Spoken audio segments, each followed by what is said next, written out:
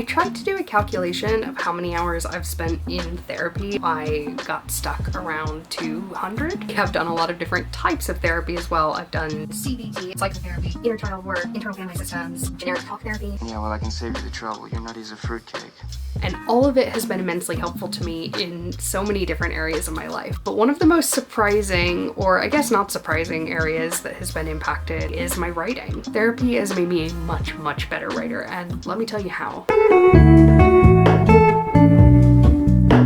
If you don't know me, my name's Sam. I'm a romance author based in the UK, and this is not a video where we're gonna get into why I've done so much therapy, but having done all that therapy for various reasons, let me give you 3 ways that it has helped make me a better writer. The first way is that it has made me much, much better at creating well-developed characters. And by well-developed, I don't necessarily mean well-adjusted, but I mean complete and holistic. And the reason for that is because during therapy, you do a lot of work to uncover root causes of things. Whether that is acute trauma that you've experienced, or the way that your family operated when you were younger, or other important relationships in your life, media that you've consumed. There are all of these contributing factors to the way that you see yourself and the way that you see the world, and those are the things that influence your behavior. So when I'm developing characters now, after having done all of that work on myself, it's a lot easier to create characters with really clear dynamics between the different parts of their personality and who they are as a person. When I was doing my MA, one of my professors called this the golden triangle, how the same root characteristic will cause both your greatest strength and your fatal flaw.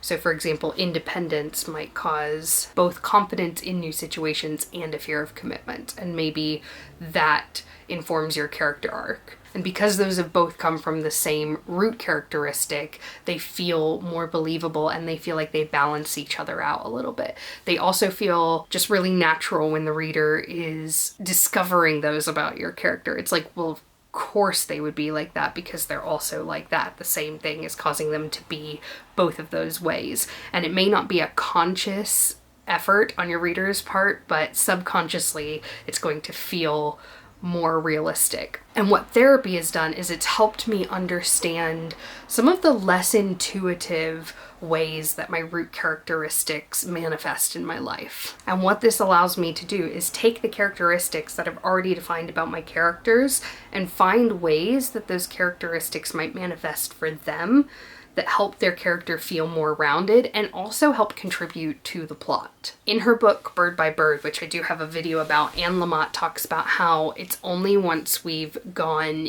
internal to ourselves that we're able to find the nuggets of truth that we can then give to our characters, and I've certainly found that to be true for me. The second way that therapy has made me a better writer is being in tune with the body when various things are happening. So I've worked with a lovely embodiment coach and therapist named Pippa, and one of the things that I've learned from her is just anytime I've got a strong emotion, paying attention to what's happening in my body. For example, I would be talking to her about difficult things and I would always find my hand coming here, and it's like, okay, why is that? I feel like a tightness in my chest, I feel this, I feel that. And what that allows me to do as a writer is to describe those physical sensations within the narrative. So when there's conflict happening or when something exciting is happening, describing the physical sensations that your character is experiencing allows your reader to ground themselves within that story as well and with your character, which then makes the story feel more impactful. Paying attention to those physical sensations in my own body allows me to create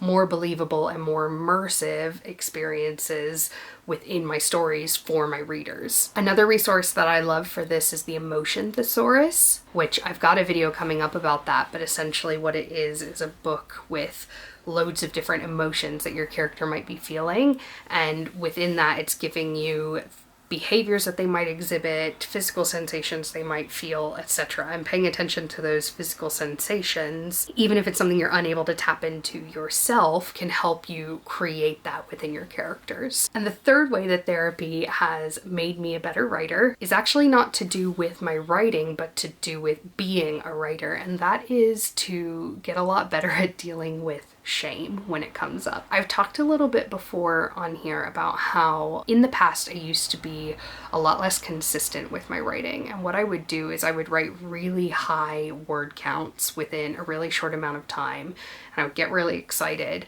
but then I would obviously find it impossible to sustain that. Actually, what would usually happen is I would write 5,000 words in one day and then 4,000 words in the next, and I would say, wow, this is amazing. And then I'd take the third day off, and then I would find it impossible to sit back down to write because the pressure of that 4,000 or 5,000 word target for a writing session would just be weighing so heavily on me. And it would create this shame spiral where I would feel incapable of sitting down to do any writing because I was so ashamed of how long it had been. I've worked through a lot of shame about a lot of different things in therapy, and one of the things that's done is made it a lot easier for me to deal with that as it comes up. It's also made it easier for me to find ways to avoid shame, not in an avoidant way, but more just in a proactive, this is what I need to do to keep myself feeling healthy and safe mentally kind of way. And one of the ways that I do that is by consistently writing, so writing every single day. So when shame does come up, I am able to confront it a lot more easily, I'm able to process it a lot more easily, and I'm then able to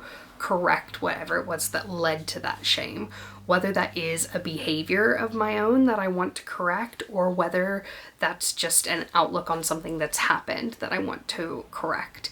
Writing is such a vulnerable thing to do that shame can come up in a lot of different ways, and so the ability to process that shame and address it in a healthy and constructive and sustainable way is a really important thing, and it's something that I've learned from all of the therapy that I've done. I am obviously a big proponent of therapy. I think it's useful for every single human being. I think there's a lot of really good resources out there, even if you don't have a lot of resource to dedicate to therapy. I also don't think that becoming a better writer should be your motivation for going to therapy, but it's been a lovely side effect. I'm definitely an open book when it comes to the things that I've learned in therapy and some of the things that I've done as part of that journey. So let me know if you've got any questions about it in the comments, and I'll be sure to create a video or two to answer those questions because it's something I feel really passionate about. And of course, if you're not already, don't forget to subscribe so that you don't miss that when it comes. I'll be sure to talk a lot more about my mental health journey and how it impacts my writing, because I do think that the two really do go hand in hand, at least for me, and I suspect for a lot of other people as well. Thank you so much for watching, and I will see you next time. Bye-bye.